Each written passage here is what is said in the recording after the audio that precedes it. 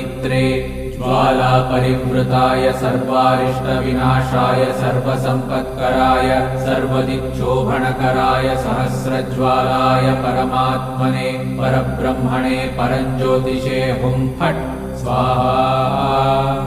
ॐ श्रीं ह्रीं ऐं क्लीं कृष्णाय गोविन्दाय गोपीजनवल्लभाय पराय परमपुरुषाय परमात्मने परकर्म मंत्र यंत्र तंत्रौषधास्त्र शस्त्राणि संहर संहर मृत्योर्मोचय मोचय आयुर्वर्धय वर्धय क्षिप्रारोग्यं च कुरु कुरु सर्वकार्यसिद्धिं कुरु कुरु।